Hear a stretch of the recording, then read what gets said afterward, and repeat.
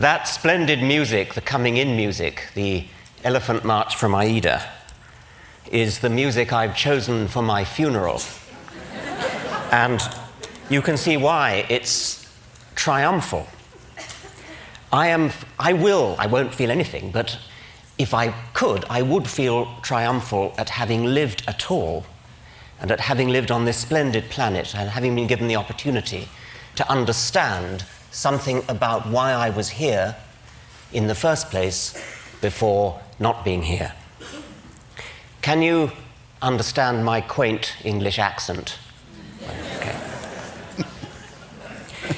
Like everybody else, I was entranced yesterday by the animal session, Robert Full and Franz Lanting and others, the beauty of the things that they showed. The only slight jarring note was when Jeffrey Katzenberg said of the Mustang, the most splendid creatures that God put on this earth. Now, of course, we know that he didn't really mean that, but in this country at the moment, you can't be too careful. I'm a biologist, and the central theorem of our subject, the theory of design, Darwin's theory of evolution by natural selection, in professional circles everywhere, it's of course universally accepted. In non-professional circles outside America, it's largely ignored. But in non-professional circles within America, it arouses so much hostility that it's fair to say that American biologists are in a state of war. The war is so worrying at present, with court cases coming up in one state after another, that I felt I had to say something about it. If you want to know what I have to say about Darwinism itself, I'm afraid you're going to have to look at my books, which you won't find in the bookstore outside. Contemporary court cases often concern an allegedly new version of creationism called intelligent design, or ID. Don't be fooled. There's nothing new about ID. It's just creationism under another name. Rechristened, I choose the word advisedly, for tactical political reasons. The arguments of so-called ID theorists are the same old arguments that have been refuted again and again since Darwin down to the present day. There is an effective evolution lobby coordinating the fight on behalf of science, and I try to do all I can to help them, but they get quite upset when people like me dare to mention that we happen to be atheists as well as evolutionists. They see us as rocking the boat, and you can understand why. Creationists, lacking any coherent scientific argument for their case, fall back on the popular phobia against atheism. Teach your children evolution in biology class, and they'll soon move on to drugs, grand larceny, and sexual perversion.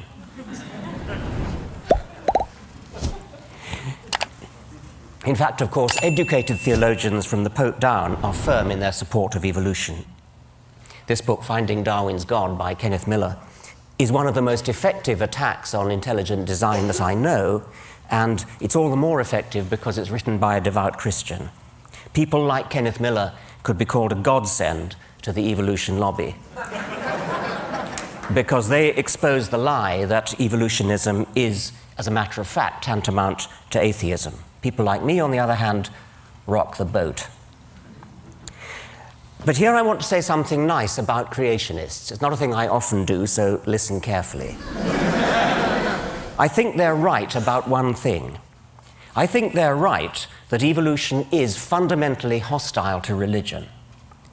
I've already said that many individual evolutionists, like the Pope, are also religious, but I think they're deluding themselves. I believe a true understanding of Darwinism is deeply corrosive to religious faith. Now, it may sound as though I'm about to preach atheism, and I want to reassure you that that's not what I'm going to do. In an audience as sophisticated as that, as this one, that would be preaching to the choir. No, what I want to urge upon you instead, what I want to urge upon you is militant atheism.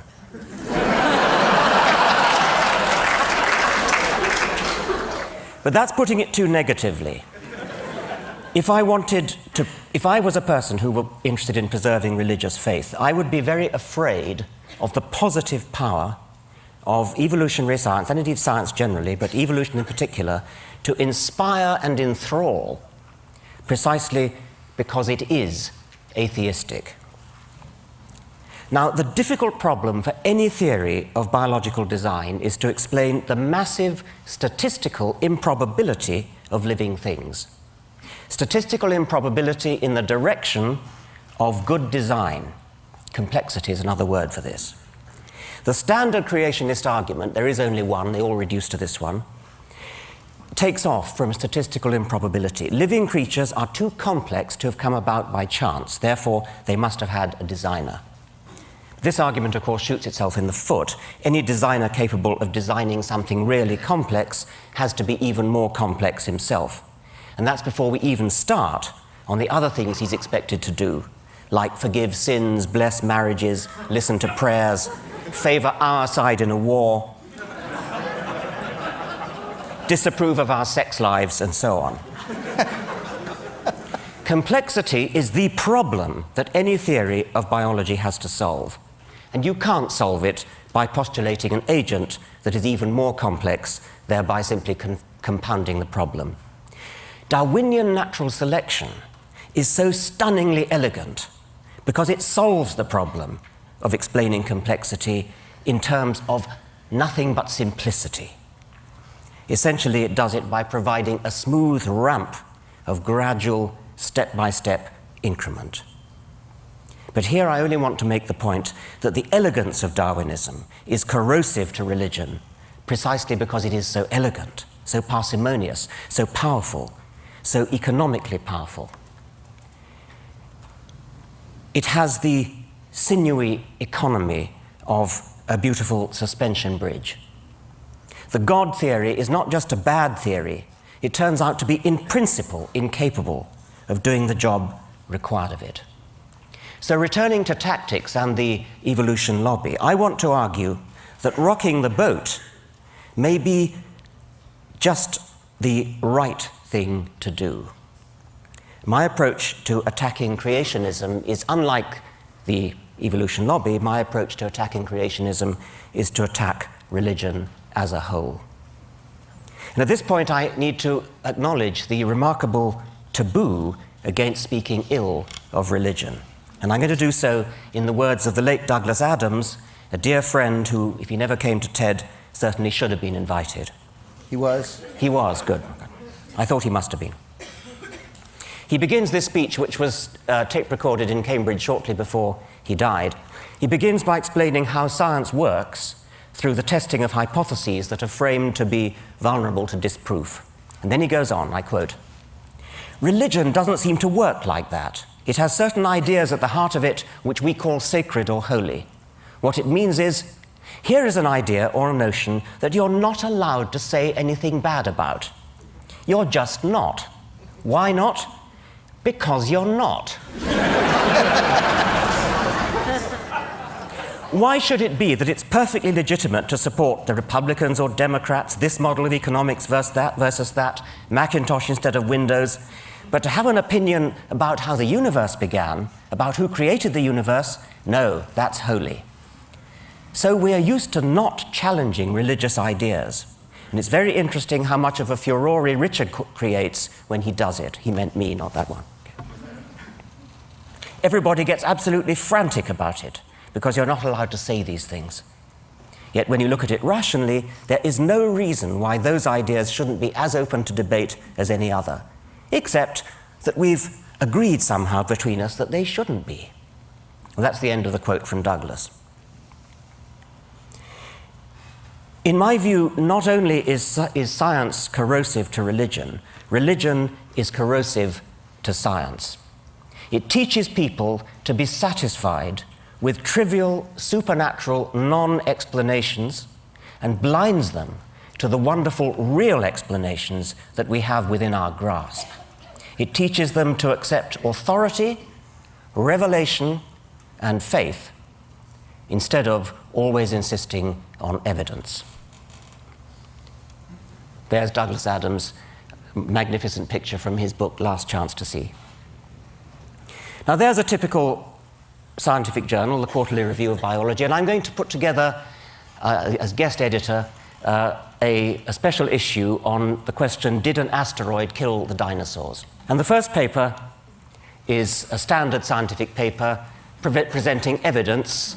Iridium layer at the KT boundary, potassium argon dated crater in Yucatan, indicate that an asteroid killed the dinosaurs. Perfectly ordinary scientific paper. Now the next one. The President of the Royal Society has been vouchsafed a strong inner conviction that an asteroid killed the dinosaurs. It has been privately revealed to Professor Huxtane that an asteroid killed the dinosaurs. Professor Haldley was brought up to have total and unquestioning faith that an asteroid killed the dinosaurs. Professor Hawkins has promulgated an official dogma binding on all loyal Hawkinsians that an asteroid killed the dinosaurs. That's inconceivable, of course. But suppose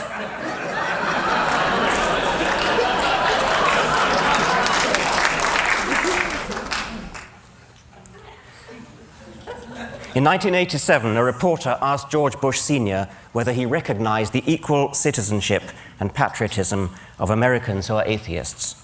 Mr. Bush's reply has become infamous. No, I don't know that atheists should be considered citizens, nor should they be considered patriots. This is one nation under God. Bush's bigotry was not an isolated mistake blurted out in the heat of the moment and later retracted. He stood by it in the face of repeated calls for clarification or withdrawal. He really meant it. More to the point, he knew it posed no threat to his election. Quite the contrary. Democrats, as well as Republicans, parade their religiousness if they want to get elected. Both parties invoke one nation under God. What would Thomas Jefferson have said? Incidentally, I'm not usually very proud of being British, but you can't help making the comparison.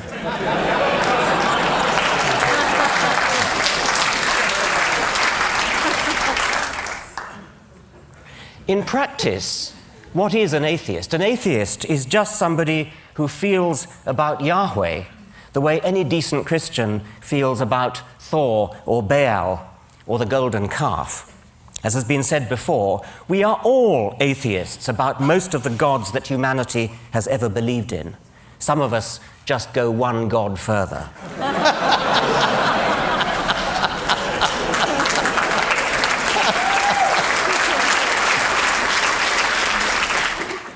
And however we define atheism, it's surely the kind of academic belief that a person is entitled to hold without being vilified as an unpatriotic, unelectable non-citizen. Nevertheless, it's an undeniable fact that to own up to being an atheist is tantamount to introducing yourself as Mr. Hitler or Miss Beelzebub. And that all stems from the perception of atheists as some kind of weird, way-out minority. Natalie Angier wrote a rather sad piece in The New Yorker saying how lonely she felt as an atheist. She clearly feels in a beleaguered minority. But actually, how do American atheists stack up numerically? The latest survey makes surprisingly encouraging reading. Christianity, of course, takes a massive lion's share of the population, with nearly 160 million. But what would you think was the second largest group, convincingly outnumbering Jews, with 2.8 million, Muslims with 1.1 million, Hindus, Buddhists, and all other religions put together? The second largest group, with nearly 30 million, is the one described as non-religious or secular. You can't help wondering why vote-seeking politicians are so proverbially overawed by the power of, for example, the Jewish lobby. The State of Israel seems to owe its very existence to the American Jewish vote, while at the same time consigning the non-religious to political oblivion. This secular non-religious vote, if properly mobilized, is 9 times as numerous as the Jewish vote. Why does this far more substantial minority not make a move to exercise its political muscle? Well, so much for quantity. How about quality? Is there any correlation, positive or negative, between intelligence and tendency to be religious?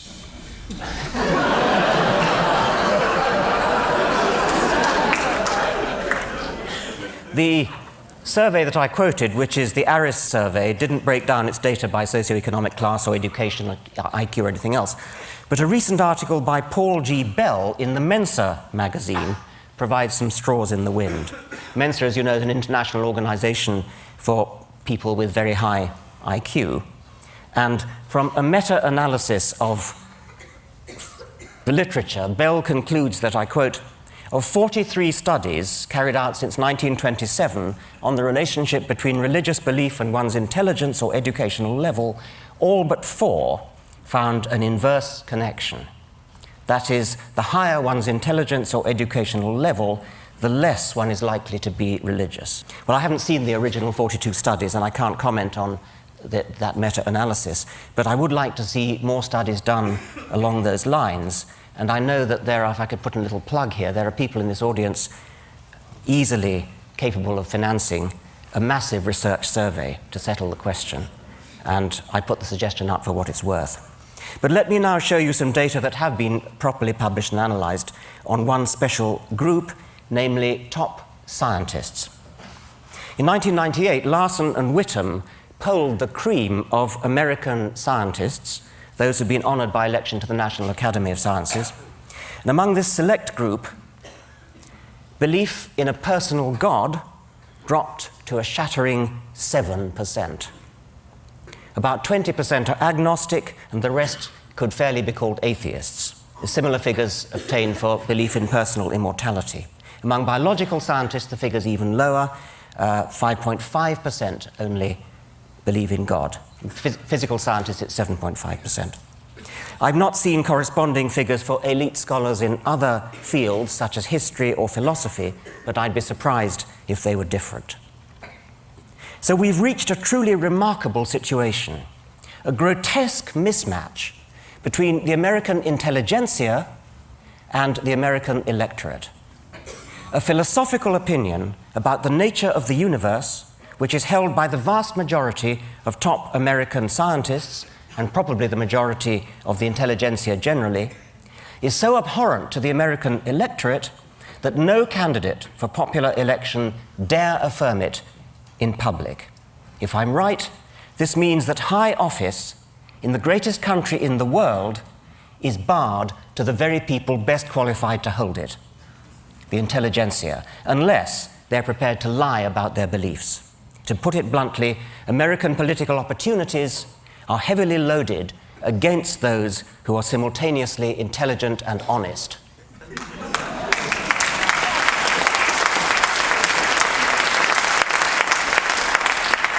I'm not a citizen of this country, so I hope it won't be thought unbecoming if I suggest that something needs to be done. I've already hinted what that something is. From what I've seen of TED, I think this may be the ideal place to launch it. Again, I fear it will cost money. We need a consciousness-raising, coming-out campaign for American atheists. This could be similar to the campaign organized by homosexuals a few years ago, although heaven forbid that we should stoop into public outing of people against their will.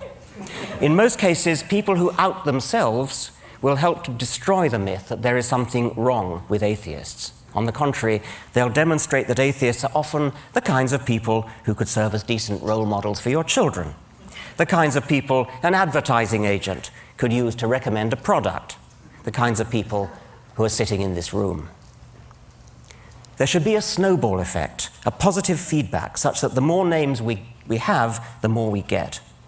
There could be non-linearities, threshold effects. When a critical mass has been obtained, there's an abrupt acceleration in recruitment. And again, it will need money. I suspect that the word atheist itself contains or remains a stumbling block. far out of proportion to what it actually means, and a stumbling block to people who otherwise might be happy to out themselves. So what other words might be used to smooth the path, oil the wheels, sugar the pill? Darwin himself preferred agnostic, and not only out of loyalty to his friend Huxley, who coined the term. Darwin said, "I have never been an atheist in the same sense of denying the existence of a God. I think that generally an agnostic would be the most correct description of my state of mind." He even became uncharacteristically tetchy with Edward Aveling. Aveling was a militant atheist who failed to persuade Darwin to accept the dedication of his book on atheism, incidentally giving rise to a fascinating myth that Karl Marx tried to dedicate Das Kapital to Darwin, which he didn't. It was actually Edward Aveling. What happened was that Aveling's mistress was Marx's daughter, and when both Darwin and Marx were dead, Marx's papers became muddled up with Aveling's papers, and a letter from Darwin saying, "My dear sir, thank you very much, but I don't want you to dedicate your book to me," was mistakenly supposed to be addressed to Marx. And that gave rise to this whole myth, which you've probably heard, it's sort of urban myth, that Marx tried to dedicate Capital to Darwin. Anyway, it was Aveling, and when they met, Darwin challenged Aveling. "Why do you call yourselves atheists?" Agnostic, retorted Aveling, was simply atheist writ respectable, and atheist was simply agnostic writ aggressive. But Darwin complained, "But why should you be so aggressive?" Darwin thought that atheism might be well and good for the intelligentsia, but that ordinary people were not, quote, ripe for it, which is, of course, our old friend, the don't rock the boat argument. It's not recorded whether Aveling told Darwin to come down off his high horse. But in any case, that was more than 100 years ago. You'd think we might have grown up since then. Now, a friend, an intelligent, lapsed Jew, who incidentally observes the Sabbath for reasons of cultural solidarity, describes himself as a tooth fairy agnostic. He won't call himself an atheist because it's in principle impossible to prove a negative, but agnostic on its own might suggest that God's existence was therefore on equal terms of likelihood as his non-existence. And so my friend is strictly agnostic about the tooth fairy, but it isn't very likely, is it? Like God. Hence the phrase tooth fairy agnostic. Bertrand Russell made the same point using a hypothetical teapot in orbit about Mars. You strictly have to be agnostic about whether there is a teapot in orbit about Mars, but that doesn't mean you treat the likelihood of its existence as on all fours with its non-existence. The list of things which we strictly have to be agnostic about doesn't stop at tooth fairies and teapots, it's infinite. If you want to believe one particular one of them, unicorns or tooth fairies or teapots or Yahweh, the onus is on you to say why. The onus is not on the rest of us to say why not. We who are atheists are also a-fairyists and a-teapotists. But we don't bother to say so. And this is why my friend uses tooth fairy agnostic as a label for what most people would call atheist. Nonetheless, if we want to attract deep down atheists to come out publicly, we're going to have to find something better to stick on our banner than tooth fairy or teapot agnostic. So how about humanist? This has the advantage of a worldwide network of well-organized associations and journals and things already in place. My problem with it is only its apparent anthropocentrism. One of the things we've learned from Darwin is that the human species is only one among millions of cousins, some close, some distant. And there are other possibilities like naturalist, but that also has problems of confusion because Darwin would have thought naturalist. Naturalist means, of course, as opposed to supernaturalist, and it is used sometimes. Darwin would have been confused by the other sense of naturalist, which he was, of course, and I suppose there might be others who would confuse it with nudism. Such people might be those belonging to the British lynch mob, which last year attacked a paediatrician in mistake for a paedophile.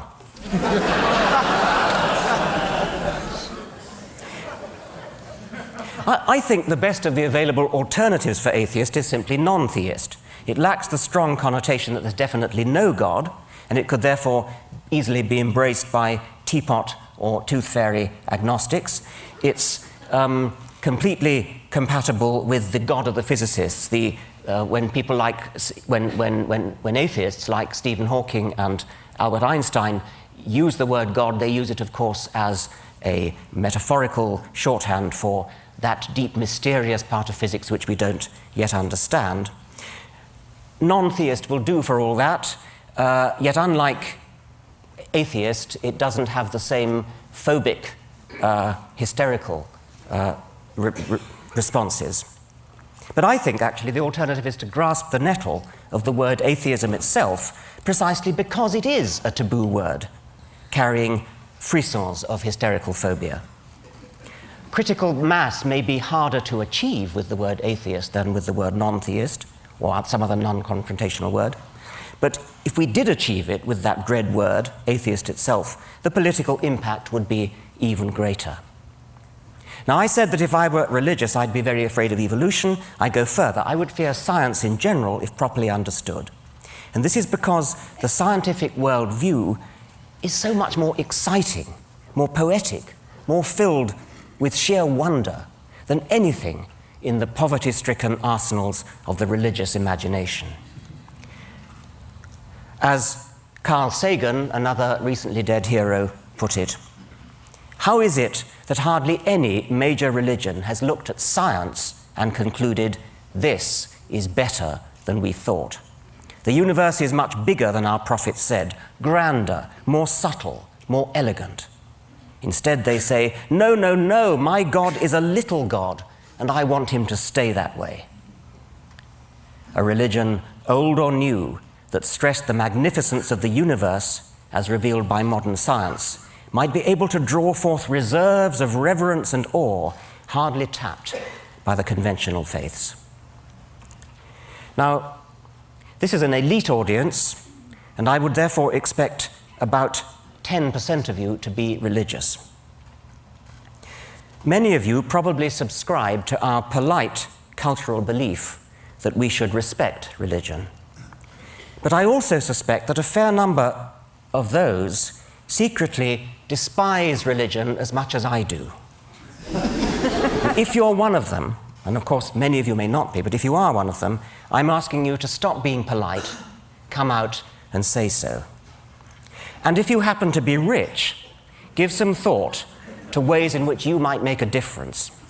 The religious lobby in this country is massively financed by foundations, say nothing of all the tax benefits, by foundations such as the Templeton Foundation and the Discovery Institute. We need an anti-Templeton to step forward. If my books sold as well as Stephen Hawking's books, instead of only as well as Richard Dawkins' books, I'd do it myself. People are always going on about, how did September the 11th change you? Well, here's how it changed me. Let's all stop being so damned respectful. Thank you very much.